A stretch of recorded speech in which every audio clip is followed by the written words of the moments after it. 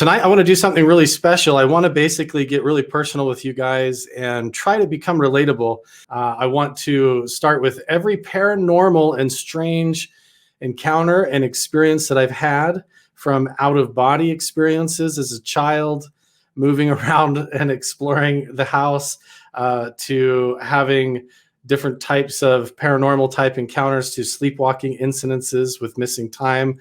And some of these stories and experiences I've never really shared with hardly anybody in my life, because I didn't want them to freak out. And also because of the way that I grew up, I didn't fit within the belief system in which I was raised, like wooden, unfinished stairs going down into this dark basement. And I would have recurring dreams. Now, the reason that this felt really paranormal to me, and I've thought about it later, is because I had the same dreams over and over and over and over again. And I've even had this dream as an adult later in life. I've had it repeated again with different added details or a little bit more lucid detail to it. But for some reason, this recurring sort of paranormal dream and encounter where I go down the stairs into this basement, and it's exactly the same, but very black and white. Like there's no color scale to anything in this reality. It's like a one-off dimension, a very low energetic type of realm of reality. And when I turn and look at the wall, there's like a window or like a portal, and it's literally like an energetic rip in the fabric of the concrete of the wall, and I can see through. And I'm at this time, I'm probably like 5 or 6 years old. I can see through. Looks literally like a flowing window or an opening that goes through the basement floor into literally like another dimension.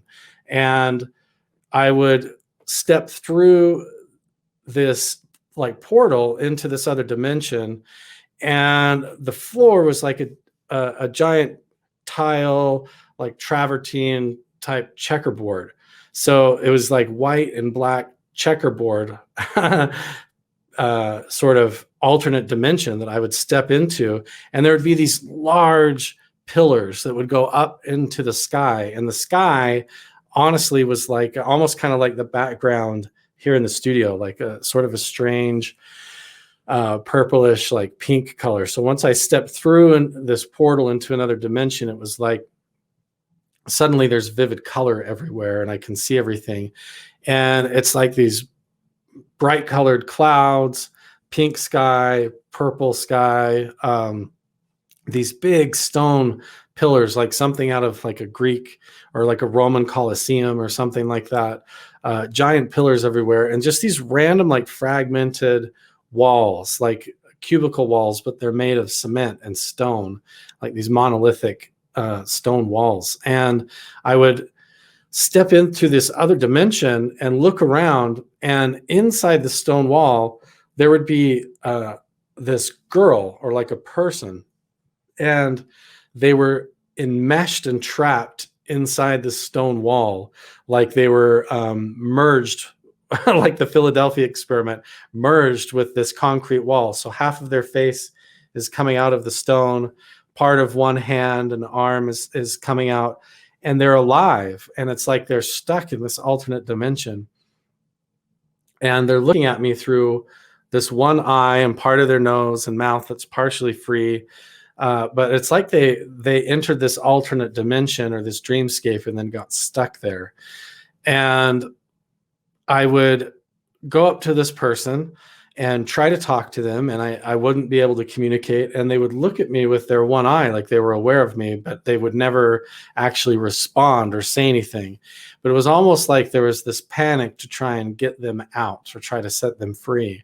And so I would spend this time trying to peel away the concrete and with my bare hands around this person that was seemingly trapped in this other dreamscape or alternate dimension. And remember, this is like a window, a portal open in the basement of this restaurant, the sandwich shop. And I'm like 6 years old at the time, going through having this experience. And I don't understand any of this at the time. I'm just trying to, I'm like probably 5 or 6 years old. But I'm stepping through this wall, like into this alternate dreamscape dimension. There's this checkerboard floor. that goes on as far as I can see, and all these random stone shapes and walls and these large pillars like that you would see out in front of like a government building or like a courthouse that just go up all the way into the clouds, and then these strange pink and purple clouds everywhere, and then this person or this being like stuck inside this stone wall trying to get out, and they can't get free, like they're trapped and merged into the concrete. And I try to get them free and I can't do it, and then there's the sense of urgency, like I have to leave. And so I promise them I'd come back and try to help them again, and then I go back out through the portal, and then it's like I wake up in the room where I was napping, and some of the times it was the basement. It was the same basement where I had the whole experience. And I don't know how many times I've read this now as an adult, similar type of experiences in out-of-body travel books or sleep paralysis type experiences, but it's very similar to that. And what's strange about it is that I had that dream recurring, or that sort of paranormal type experience recur over and over and over again. I can't even tell you how many times I've had that dream even repeated. Probably, I would say even in the last 5 years, I've probably even had it at least once. But it's like I go back into this basement, step through into this alternate dimension. I encounter this entire thing, and it's really wild. It's like the most vivid one, and the only reason I can remember it is because I've had it so many times. But I would see out the second story window, when I would forget and leave the blinds open, I would see what appeared to be a woman, like an old elderly woman, outside my second story window, hovering about, I don't know, maybe 5 to 6 feet away from the glass. And imagine if someone was in the bedroom and they were standing in the room about 6 feet away from the window, so you could see their reflection in the glass, and it made it look like they were 6 feet away. So I couldn't tell if what I was seeing out the window was actually floating 2 stories up out the window, or if the reflection that I was seeing in the glass that appeared to be hovering outside the window was just something that I was seeing, actually an apparition of this old woman standing in my room facing the window next to my bed. Right? So I couldn't tell if it was like the mirror reflection off the glass that made it look like she was hovering outside the window from inside my room, or if this was actually an entity, some sort of a paranormal entity outside the window looking in at me. And this thing would move its eyes, it would turn its head, it would, all in sort of this weird depth perception illusion of reflection in the glass. And as soon as it would look at me or notice me, I would become so paralyzed with fear, so terrified. I would finally sort of come out of it, and it would be like coming up out of the deep water. So it was like coming back into my body, or being able to move my body was like coming up out of ice water from the deep ocean or something. And I would finally start shaking, and I would feel this like ice water sensation of terror run through my body. And then I would finally jump up and flip the light on and look around my room, and there would be nothing in there. And I would be terrified to look out the window and shut the light off, or I would sleep all night with the light on, terrified to even go out the bedroom door and go down the hallway. But I would finally get the energy up to be able to move my fingers and my hands, move my body again. I would get up out of my bed, and a lot of times I would finally get my blankets and stuff and make my way down the hallway and sleep on the floor in my brother's room, and he was nice enough to let me sleep in there. Get ready to go to bed, and it's like I would turn my light off, and then I don't even remember crawling into bed. It's like I would be on the edge of my bed saying my prayers, because I would say prayers as a kid. And then all of a sudden I'd be saying my prayers at the side of my bed, kneeling down, trying to be a good little church boy, you know. And the next thing I know, I'm like, and I'm not laying down out on the balcony outside. in the middle of a rainstorm. I'm kneeling down just like I was next to my bed. So just like I would be praying next to my bed, kneeling down with my hands like this, like with my elbows up on the up on the mattress, I would wake up suddenly outside on the second story balcony, and the wind would be blowing. Sometimes I'd be soaking wet with rain. My blanket would be soaking wet. And I would look up and around and have no memory of going outside. And there would just be this massive thunderstorm and lightning. And I would sit out there. And as a little kid who was praying, I thought this was like spiritual. To me, this was like a confirmation that my beliefs and my religion and the church and things like that, that I believed in, because I was praying at the time and stuff, that it was true. Looking back on it now, it's like a missing time abduction type experience, because I don't remember even going out onto the balcony.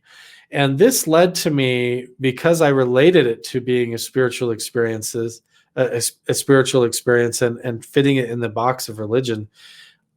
This led to me trying to initiate it, meaning whenever I was going through any kind of weird, hard time in my life, or feeling like I wanted an answer to my prayer, I would purposefully go out when there was any kind of a thunderstorm, lightning clouds, or a big storm rolling in. It didn't even matter if it was in the winter time.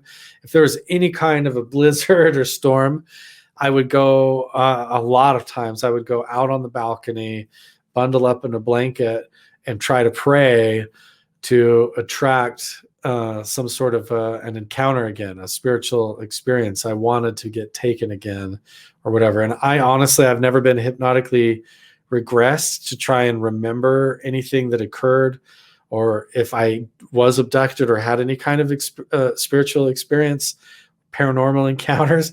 But I had all sorts of experiences of waking up on this upstairs balcony or in the guest room, just like sitting huddled up in a weird corner, facing the corner or facing the wall, just like I was put back in a strange way, or like, it doesn't make any sense.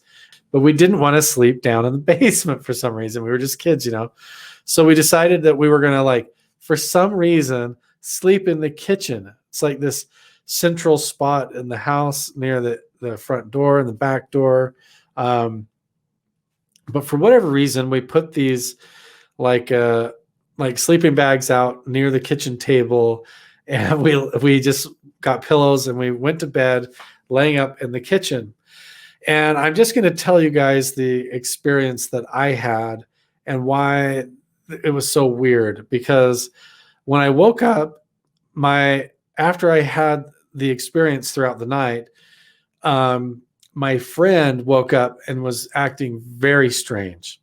Okay. And he started telling me about these trolls that were in his house, like that he had this nightmare that we were getting kidnapped or abducted down into these underground caves by these like troll beings, these like gremlins. I don't know how to describe it to you guys, but I'm just telling you exactly what happened. But it was like we went to bed in the kitchen, and I'll just tell you what I saw, what happened. It was like I fell asleep, and I don't remember dreaming anything. I don't remember, we were just having a good time goofing around as buddies and playing as friends. And we laid down to go to sleep. And then it was like I was jolted awake, startled awake. And when I lifted my head to look around the kitchen, it was like I was still in the kitchen. And I looked to my right, and I could see the stairs going down into the basement. But then it was like the reality was overlaid or overlapped or augmented with some sort of a different reality. And instead of the hallway going down to where the bathroom and these other bedrooms were, and instead of the stairs going down into the basement, now instead of hallways, these were, no joke, it was like they were cave entrances. They were tunnel entrances that went down into the earth. They were dark tunnels and these like shadow caves with cracks, and like they were made of stone. And I don't know how to describe it, but there were these goblin type creatures, these little strange creatures. I'll try to describe them. Imagine them being no taller than maybe 4 feet tall. They were like short, like they had thick necks, like a hobbit or something, like little gremlins or goblins or trolls. They didn't have pink colored skin. It was like, I don't know, like troglodyte skin. It was like a grayish green kind of, and then like strangely blue. Like imagine darker in the armpits and around the nose and the ears. Uh, and the ears were large. The nose was large, abnormally large. There was several of them. I would say I remember there being at least 3 of these things. Yeah, it was kind of like a grayish, greenish, bluish, like the Uruk-hai in Lord of the Rings or something, just like the goblins in Lord of the Rings. But instead of being skinny, these things were kind of like portly, like little. Some of like it was like a couple of them had like almost little pot bellies, and they were running around with like almost like primitive clothing, but more like tribal, like loincloth type clothing, or like not cloaks or robes, but more like togas, like weird, I don't know, very natural cloth. But these things had big hands and long fingers and big feet and kind of weird spindly legs, but big abdomens and large bodies, pot bellies, large noses. This one had a long nose that almost hung down over its mouth, almost to its chin, and these big ears. And honestly, none of this made sense to me for the longest time, until, if you're interested in this, if you've studied anything about the Shaver mystery, the Shaver mystery has to do with alternate dimensions of reality, these strange, like alien type troll android. It sounds like a crazy person talking, but if you go look at this, there's the Taros and the Daros, and the Daros are like these weird underground, hollow earth, honeycomb earth troll beings that open dimensional portals, come into our reality and abduct people and do experiments on them and then put them back. And they're also responsible for flying around in different flying craft like UFOs.